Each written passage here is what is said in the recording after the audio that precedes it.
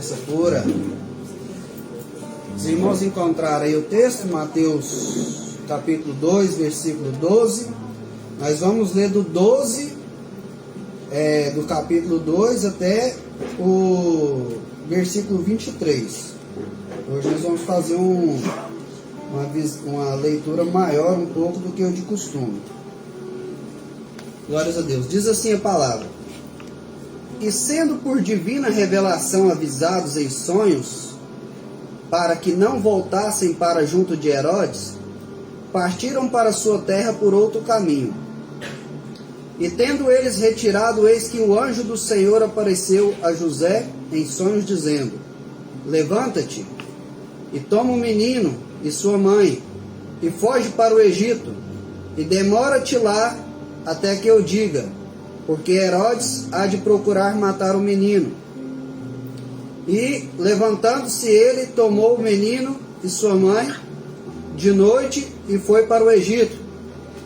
Esteve lá até a morte de Herodes, para que se cumprisse o que foi dito da parte do Senhor pelo profeta, que diz: Do Egito chamei o meu filho. Então Herodes, vendo que tinha sido iludido pelos magos, irritou-se muito, e mandou matar todos os meninos que haviam em Belém, e em todos os seus contornos, de 2 anos para baixo, segundo o tempo que diligentemente inquiria dos magos. Então se cumpriu o que foi dito pelo profeta Jeremias, que diz: Em Ramás se ouviu uma voz, lamentação, choro e grande pranto, Raquel chorando seus filhos e não querendo ser consolada, porque já não existem. Glórias a Deus. Versículo 19. Morto, porém, Herodes, eis que o anjo do Senhor apareceu num sonho a José no Egito, dizendo: Levanta-te, e toma o menino e a sua mãe, e vai para a terra de Israel, porque já estão mortos os que procuravam a morte do menino. Então se levantou e tomou o menino e sua mãe, e foi para a terra de Israel. E ouvindo que Arquelau reinava na Judéia em lugar de Herodes, seu pai, receou ir para lá, mas avisado em sonhos por divina revelação, foi às partes da Galiléia, e chegou e habitou numa cidade chamada Nazaré, para que se cumprisse o que fora dito pelos profetas: ele será chamado Nazareno. Amém? Fica aí com a sua Bíblia aberta. Nós estamos aqui prosseguindo com o nosso estudo expositivo do Evangelho de Mateus, versículo por versículo. Quarta-feira passada nós ficamos aqui o nosso tempo, toda a palavra, apenas para falar do versículo 11, que está aí pertinho de onde nós lemos aqui o 12.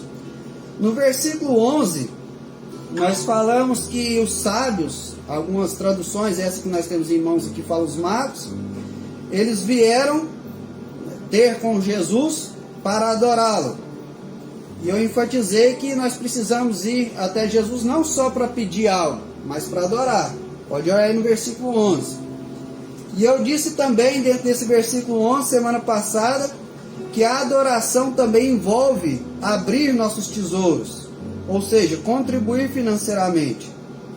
Falei aqui também que hoje no Brasil existem 2 extremos teológicos.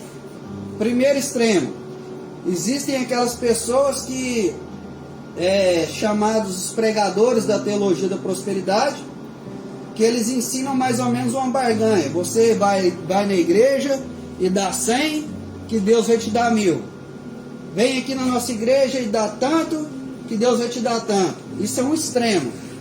E existe outro extremo, que é o que eu chamo de teologia de Judas, que é aquelas pessoas que falam assim: em vez de dar o dízimo para a igreja, para o pastor gastar, vai lá e dá o dinheiro para os pobres. Por que eu chamo isso de teologia de Judas? Porque quando aquela mulher, nós vamos chegar nessa parte, ela derramou um perfume preciosíssimo aos pés de Jesus, um perfume que valia quase 1 ano de serviço naquela época, mais de 20 mil reais hoje. Aí Judas olhou e falou assim: para que esse desperdício? Para que fazer isso tudo para Jesus? Não é melhor dar aos pobres? Aí Jesus falou assim para ela assim: deixa ela está me adorando. Então existem esses 2 extremos. pessoas que não querem contribuir com nada e pessoas que querem fazer barganha com Deus. Mas o que a Bíblia ensina para nós é um meio termo, que é o que? Contribuir com gratidão. Porque existe a igreja organização, que é a Assembleia de Deus, que é a Igreja Batista, que é a Presbiteriana, etc, etc, etc. E existe também a igreja organismo, que é eu, que é o Marco, que é cada um de vocês. Então, nós precisamos também, assim como sábios, ter o coração aberto a abrir nossos tesouros para contribuir. No versículo 11 nós falamos muito sobre isso semana passada. E eu disse aqui que eles vieram ali, os sábios vieram para adorar Jesus. Está aí no versículo 11, né, que fala assim que vieram para adorar o menino. E eu disse o seguinte, que você, quando você quer ganhar o coração do pai ou da mãe, é só você tratar bem o filho. É assim ou não é? Quem é papai e mamãe? Você quer ganhar o coração do pai ou da mãe, é você tratar bem o filho. Ou aquilo que o filho da pessoa ama. E Deus ama a igreja. Então quem contribui na igreja, quem abre o coração para ajudar, seja a igreja organismo, ou seja a igreja organização, ele vai ter a justa retribuição do Pai. E eu disse que no versículo 1 semana passada, que o ouro, vocês podem ver que a primeira coisa que eles ofertaram ali para Jesus foi o ouro. Representa a realeza de Cristo. Porque como eu disse aqui na oração inicial, Jesus é Rei dos Reis.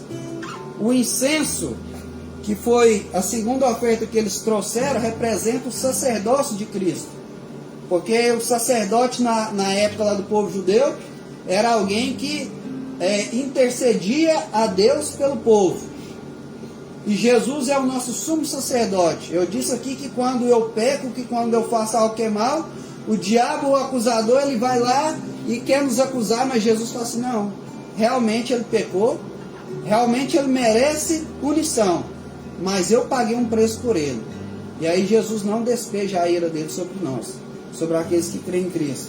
E a última oferta que eles trouxeram é mirra. Mirra era uma planta medicinal que também era usada para embalsamar as pessoas mais ilustres.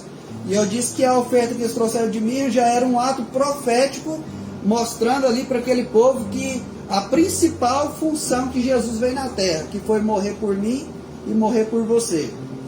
E ali então nós terminamos o versículo 11 semana passada, e hoje nós começamos o versículo 12. Vocês percebem que nós ficamos quarta-feira todo dia passado para falar apenas de um versículo, e hoje nós lemos muitos versículos. Eu não vou fazer como de costume, falando versículo por versículo, até porque senão nós ficaríamos aqui até 2 horas da manhã ou mais. Mas eu quero apenas pontuar algumas lições aqui deste texto que nós lemos. E a primeira lição, você que está aí com a sua Bíblia aberta, é a importância do relacionamento com Deus. A importância do relacionamento com Deus. Nós lemos aqui semanas passadas que Maria, mãe de Jesus, ela concebeu, ela engravidou do Espírito Santo. E quando ela engravidou, José ficou muito triste. Pensa bem, Tiago. Ele está noivo de Maria, José está noivo de Maria. Ele ainda nem tocou nela, ele ainda nem dormiu com ela, nem teve intimidade com ela, e descobre que ela está grávida. Aí ele ficou muito triste, muito chateado, e ele poderia expô-la ela publicamente, ela poderia ser até apedrejada e morta, mas ele intentou no seu coração, como ele era um homem justo, e deixar ela secretamente para que não acontecesse mal com ela. Mas quem tem um relacionamento com Deus, um relacionamento com o Espírito Santo, Deus sempre mostra as coisas para a pessoa. E aí Deus vai lá e mostra para ele em sonho, ó, não fica preocupado, ela não te traiu, ela não fez nada de errado. Quem ela está gerando é o Espírito Santo, e vai se cumprir a promessa que Jesus vai vir através da vida dela. Segundo ponto, quando nós lemos aqui agora, a partir do versículo 12, que os sábios foram embora, e Herodes, nós falamos o tanto que Herodes, nas outras passagens, o tanto que Herodes era uma pessoa mal, truculenta, casou 29 vezes, matou quase todas as suas esposas. Ele não podia olhar para ele, tinha sido que ele estava passando espada no pescoço de um. O camarada era complicado. Matou os filhos, matou a própria mãe.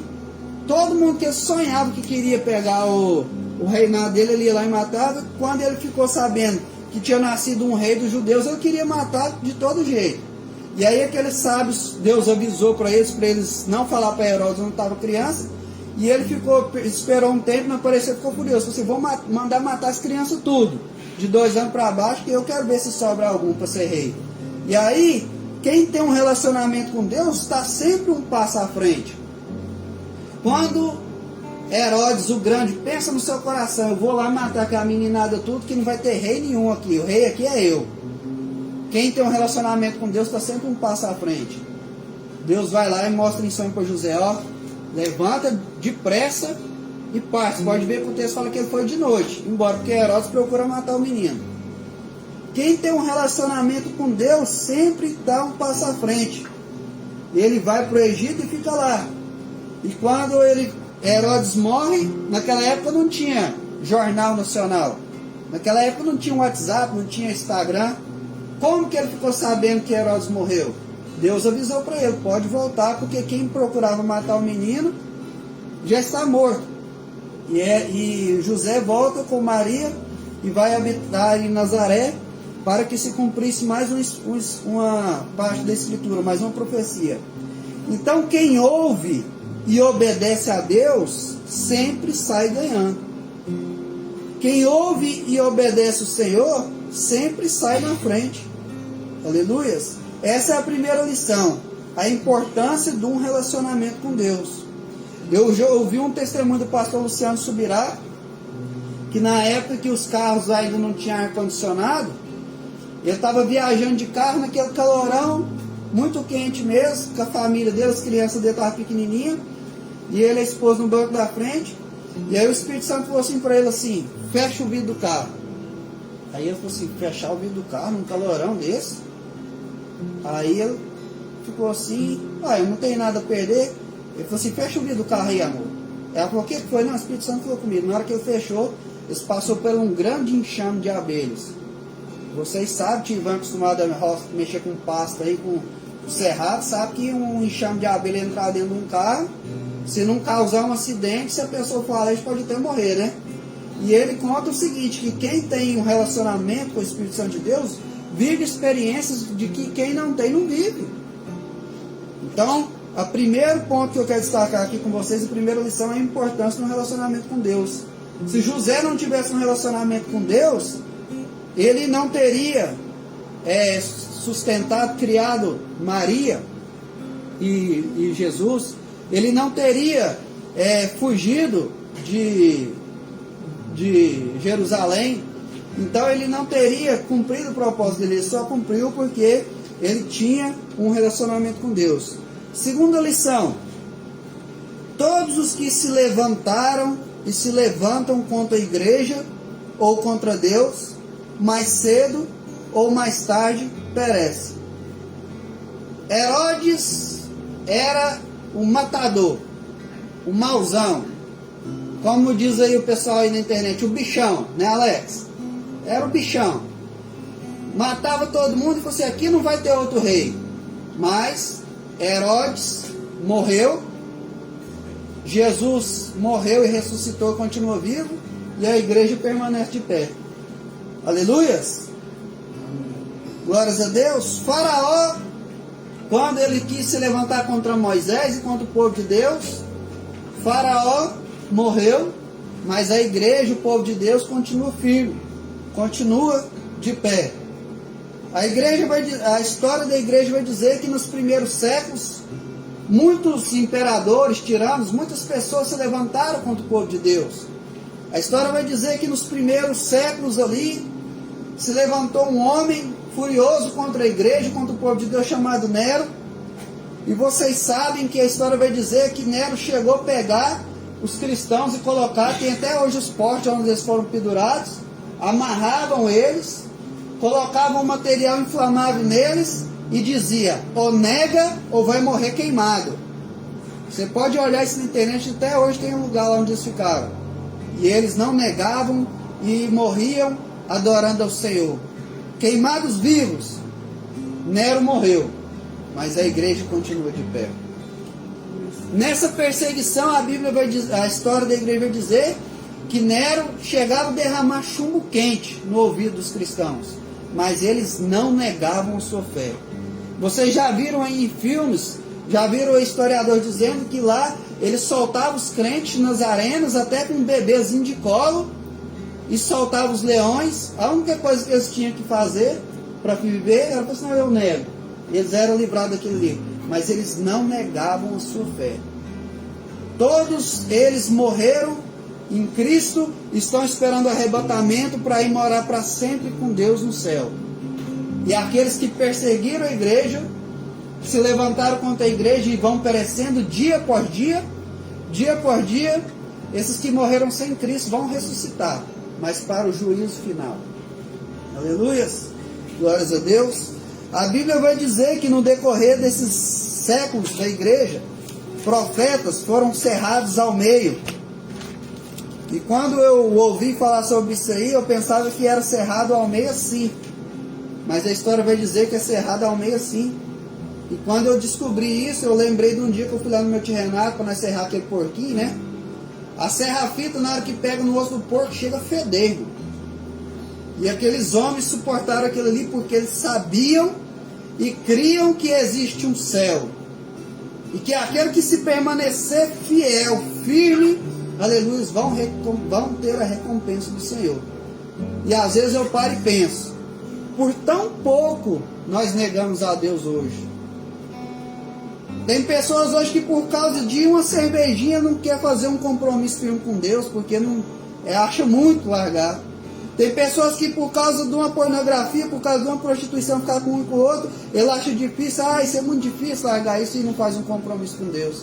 Tem pessoas hoje que estão sofrendo depressão, sofrendo com pensamento de suicídio, sofrendo com síndrome do pânico, sofrendo no vício, mas não sei o que passa na cabeça das pessoas, elas não querem fazer um compromisso com Deus.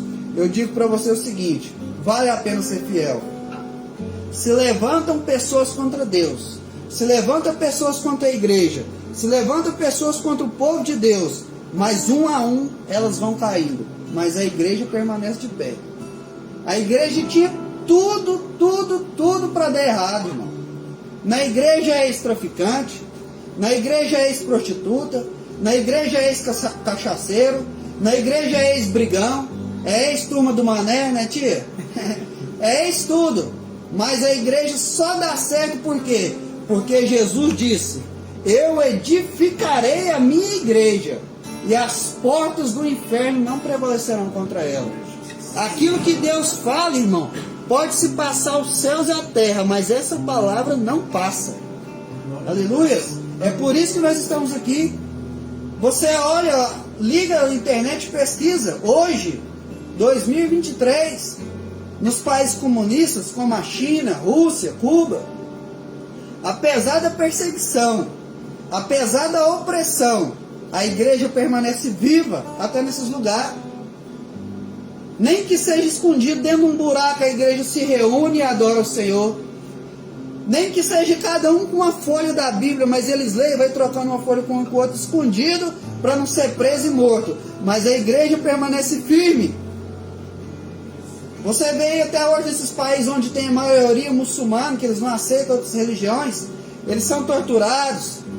As nossas irmãs cristãs são estrupadas lá, os filhos delas são mortos. Mas eles permanecem firmes, porque eles sabem que eles se levantam contra a igreja, mas quem tem o céu tem tudo. Eles não trocam o céu por nada, irmãos. Aleluias! Glórias a Deus! Maravilhoso é o Senhor.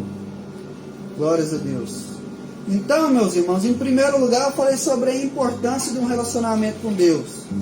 Em segundo lugar, nós estamos falando que, apesar de toda a fúria do diabo, a igreja permanece de pé.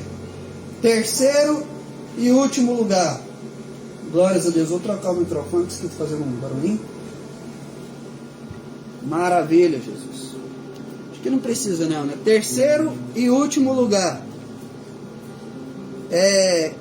Deus sempre avisa de antemão os eventos mais importantes da história. Vou repetir.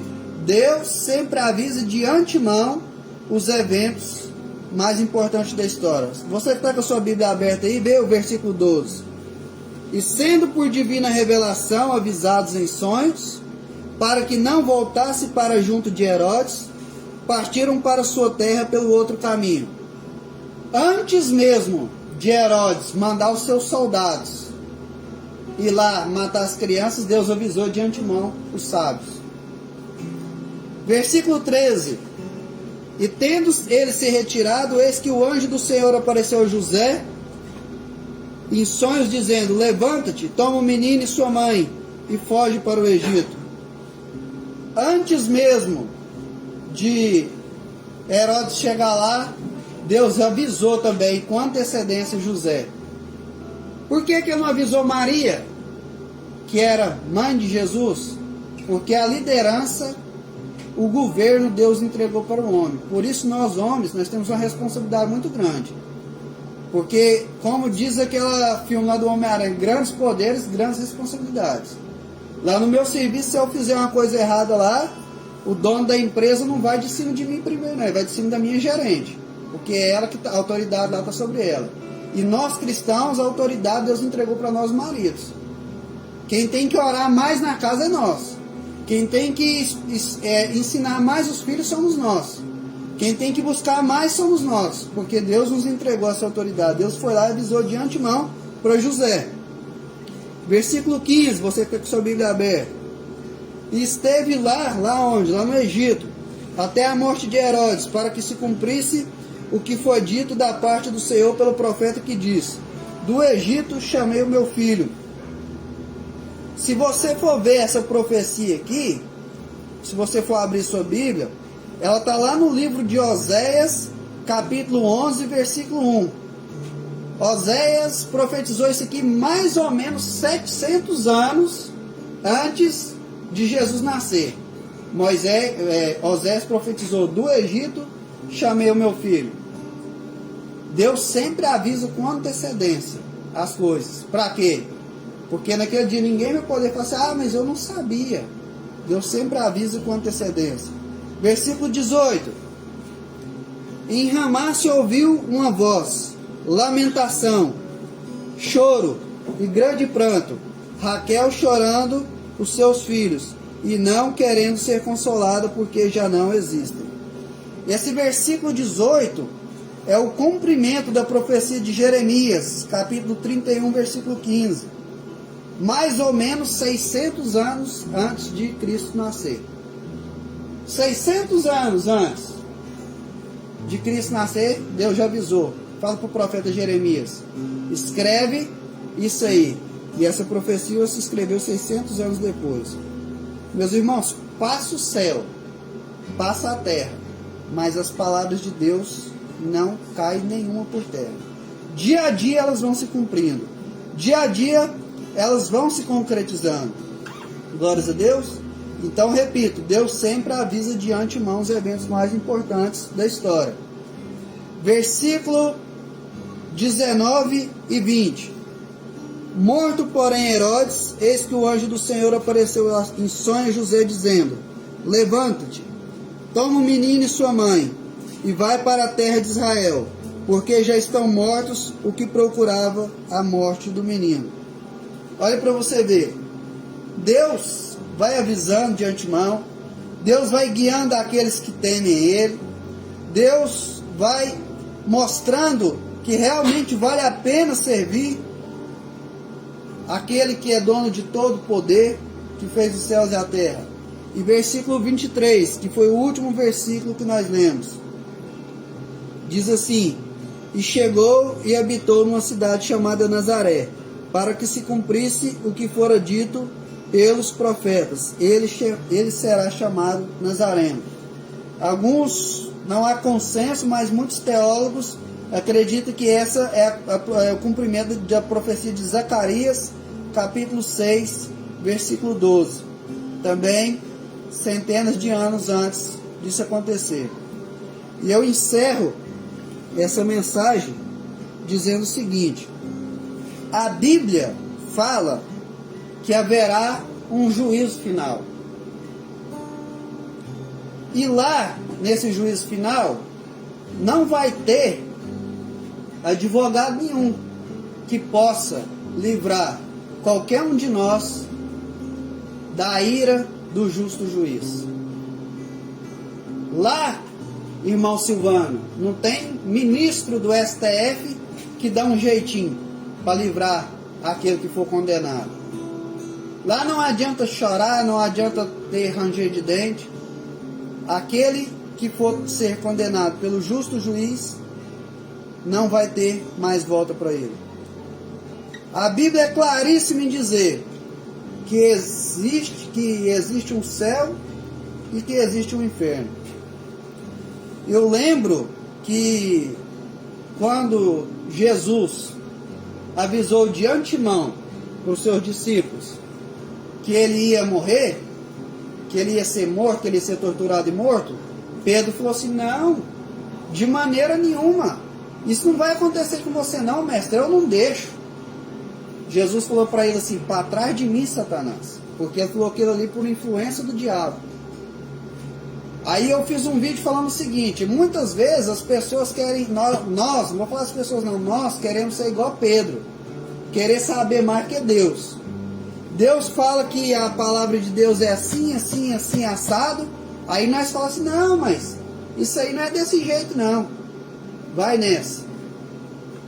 Misericórdia, que Deus nos livre disso. Tudo que Deus fala está se cumprindo, dia por dia. A escolha é nossa. Em quem acreditar? Na Bíblia, que é a palavra de Deus. Quem está estudando aqui com nós, vocês sabem que eu não estou aqui em primeira mão defendendo a Assembleia de Deus. Eu tenho um compromisso sim com a igreja, que eu participo, mas em primeira mão estou aqui defendendo a palavra de Deus. Eu defendo sim a Assembleia de Deus porque ela prega a palavra de Deus.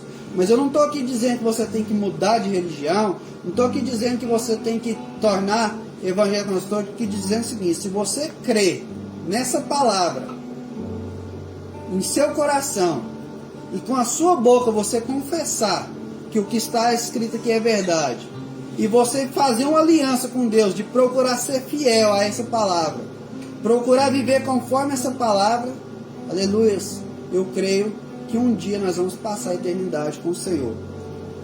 A palavra fé no hebraico, que o Antigo Testamento a maioria foi escrito em hebraico, a palavra fé no hebraico significa emuná. E ela não significa só acreditar, ela significa fidelidade. Fé no hebraico significa fidelidade. Por isso o apóstolo Tiago diz o seguinte: uns dizem que tem fé, mas não tem obras. Jesus diz: pelos frutos você conhece qual que é a árvore. Não tem como eu colher manga do pé de mandioca, não tem como eu colher chuchu do pé de mamão. Pelo fruto você conhece qual é a árvore. Você pode chegar, eu já fiz essa experiência dezenas de vezes. Você chega num andarilho, uma pessoa que está lá na praça bêbada, tudo sujo, às vezes até faz suas necessidades ali na roupa ali, você chega nele e fala assim: meu irmão, a palavra de Deus fala que tem coisa boa para você, melhor que isso. Aí eu falo assim: não, eu creio demais em Deus, não, Deus é tudo para mim, mas os frutos que ele está fazendo não é de acordo com a palavra diz. Então, pelos frutos, pelas nossas escolhas, pelas nossas atitudes, aleluia, nós vamos ser, aleluia, não julgados por Deus, porque ninguém vai para o céu por mérito. A gente vai para o céu por crer no Senhor, fazer uma aliança com Deus e pelos méritos de Cristo. Então, essa é a palavra de Deus para hoje. Quarta-feira que vem, se Deus quiser, nós vamos entrar no capítulo 3 de Mateus. Um texto muito, mas muito interessante. Quem já ouviu falar em batismo de fogo? Algumas pessoas. É um texto muito interessante. Nós vamos entrar aí bem detalhadamente nesse